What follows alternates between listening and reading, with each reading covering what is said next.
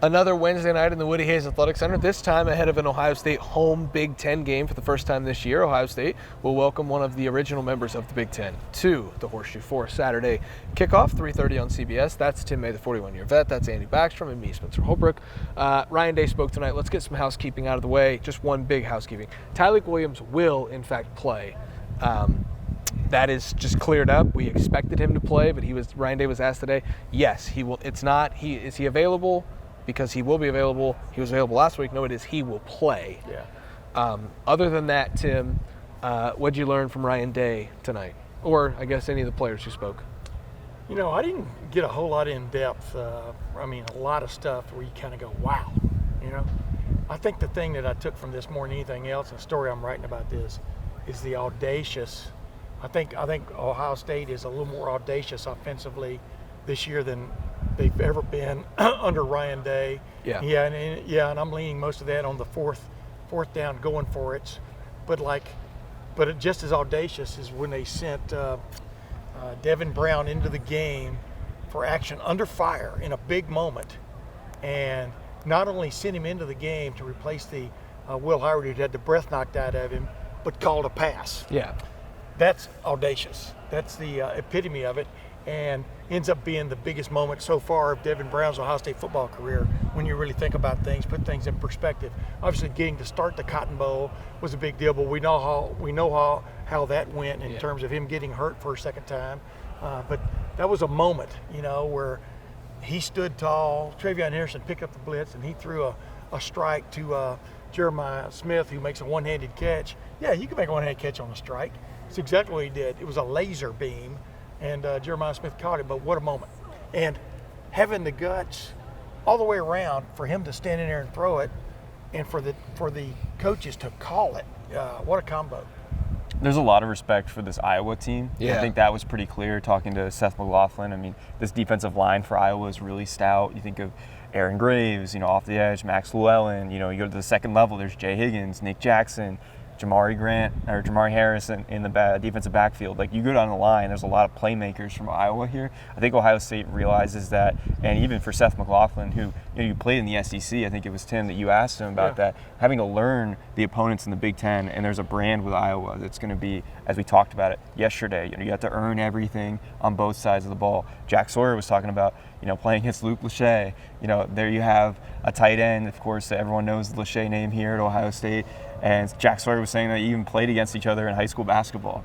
So there's a lot of respect on both sides of the ball for Iowa. This is not just another home Big Ten game at 3:30. This is a big one, even though Iowa's not ranked. Yeah. I think this is a big matchup, and they're all respecting Caleb it that Jones way. from their running back, number 2 running back in the country in terms of yardage gain from Dayton. So, on down the line. Yeah, they talked a lot about Caleb Johnson tonight, and his ability to run after contact. Did I call him Jones again? Yeah, that's all right.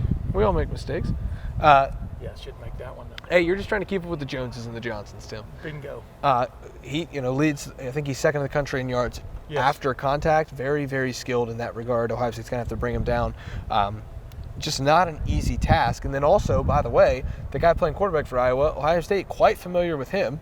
Piloted Michigan to the 2021 upset. I think, it was an upset. Ohio State was favored in that game. Upset victory in the game against Ohio State. The first time Michigan had beat them since, I'm not telling them anything they don't know, the people watching, but Caden McNamara is a pretty familiar face for 2011. For a guy like JT Tuimoloau, who played in that game, for Denzel Burke, who played in that game, for Jack Sawyer, who was on that team. And did he play? He might have played a couple snaps in that game. I promise you, they remember who Cade McNamara is, and so they have a lot of I think respect for his career, because the term that was used a lot is experience. He's not the moment's not going to be too big for him.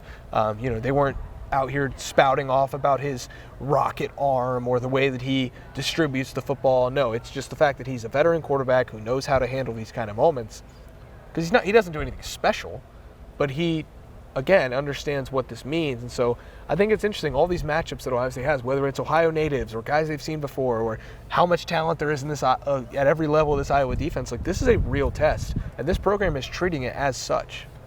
The last time Cade McNamara played substantially, he led his team to the Big Ten championship. Yeah. He's a championship quarterback, and then he loses the battle with J.J. McCarthy the next year.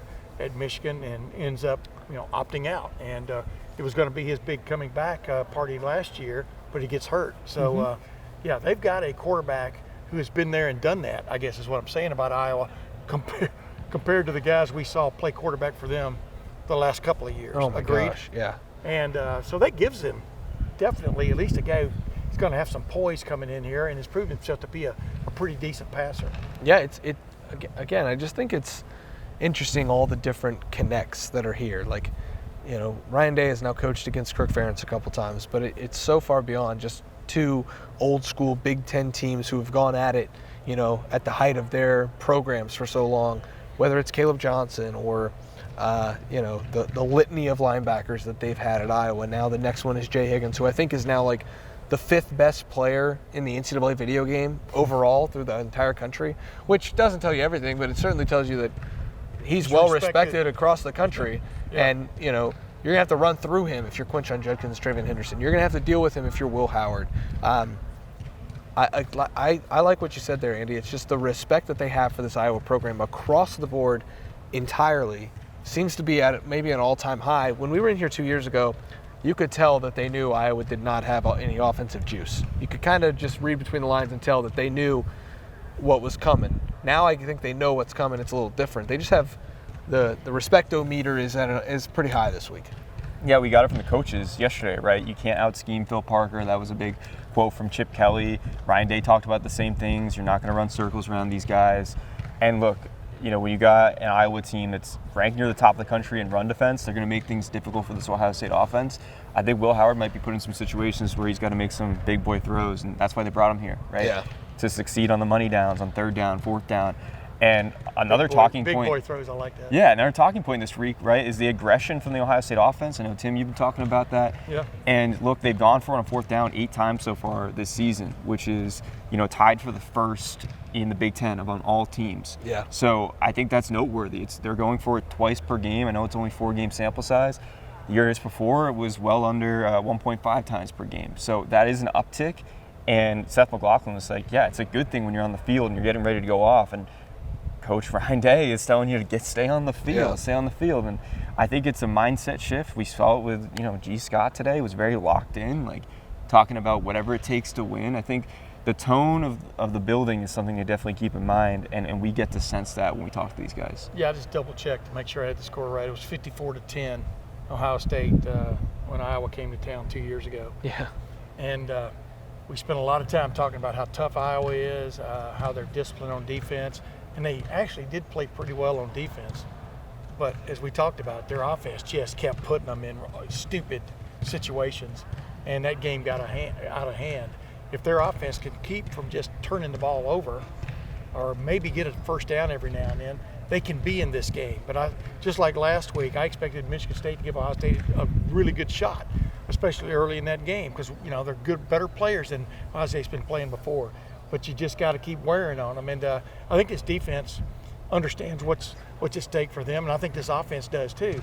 And I think this offense, do y'all agree with me? I think this is the most well-rounded offense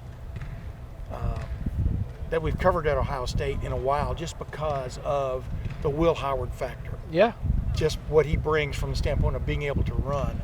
And so I think that will be the difference. I'm already sort of analyzing the game because I've been trying to picture it in my head is you want to give Iowa all the credit in the world because they've got a hell of a head coach who's been there forever. We won't ever see coaches like that again, I don't think. Maybe I'm wrong. No, well, it won't be Ryan Day. It won't be Ryan Day. He pretty much made that clear. And but they do things a certain way. They've always done it that way. And if you can just beat them pretty much at their own game, you got something going. Yeah, they make you earn it, Yeah. which is why, we'll get into this, I think, on the Bold Predictions video on Friday morning, but I wonder if they'll dial back some of that aggression on the 4th downs, knowing that if you're punting, you're winning against Iowa. You're making them drive 90 yards instead of 60 yards or 84 yards instead of 53 yards. Like, I just wonder if there will be a level of gamesmanship from Ryan Day we haven't seen this year, not only because of the respect they have for Phil Parker, but because of the respect they have for Kirk Ferentz and the program, and they make you earn everything, you make them earn everything. It's almost like a mutual level of trust that you're going to earn something when you play this team. It was kind of like Iowa State and Iowa this year. Yeah, that game played out exactly like you're talking about. Yeah, exactly. One last thing that I feel like we have to mention here. Nothing was discussed about it, but I think that's the biggest thing is the fact that, and I got asked by our Iowa site over at Hawkeye Report this week, like, hey, you think Ohio State's looking forward to Oregon at all? I haven't heard the word. I haven't heard, a ducking thing about it. So, no mention of Oregon whatsoever this week, which is telling to me a lot of times even us knuckleheads will ask some of the players like, oh, I know you got Iowa this week, but are you looking ahead to Oregon at all? No, not even that. I think we all understand, and we can sense it from the team and the program, they're so locked in on Iowa that they're not looking ahead, which I think is a good mark for the way Ryan Day has this program. We saw acting, Iowa. how he has this program ticking in the right direction, taking everything one day at a time. Usually that's cliche, but in a week like this, it's pretty noteworthy when there's no mention of a potential top 10 matchup next week in Austin Stadium when you've got Iowa coming to town. They know what's at stake this week. But you saw how Iowa also handled Minnesota earlier. I mean, that was an impressive victory, in my opinion. And it's not like we're on board the train, and hey, don't anybody talk about Oregon, because I've talked about Oregon a bunch already this week with different people. But the bottom line is that Ohio State wants that special year. If you want that special year, you make every whistle stop, along this incline. And I think these guys definitely get it. That's what you get when you get a veteran team going for you for the most part. This is a highly veteran team, and they understand what's at stake.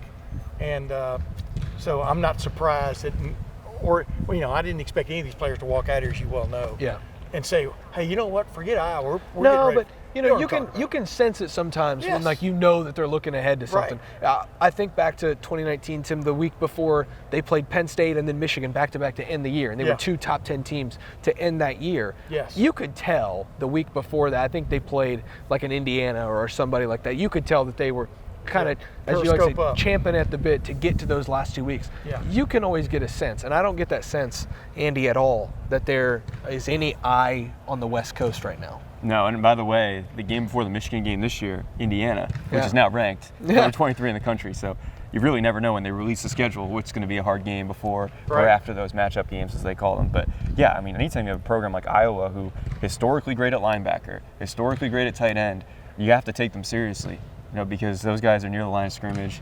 The linebackers, Seth McLaughlin talked about this, they make plays. It's a two-gap defensive line situation there where they're counting on the linebackers to make the tackles. And whether it's Jay Higgins or Nick Jackson, they're there and they're making those tackles. So, yeah, they're taking this team seriously for sure, as they should.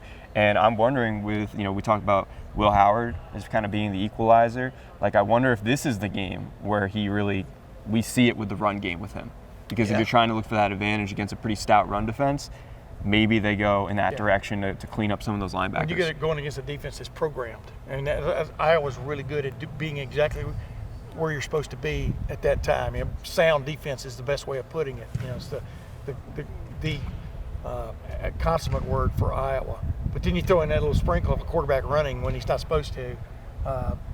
That's where you can really make some hay against a defense like Iowa's. And these guys all know this is going to be a physical game. Iowa's always physical, and so you got to gird for that, and maybe Patrick gird for that. But you're in for a fight. You're going to be in a fight on Saturday before you ever get to go out west.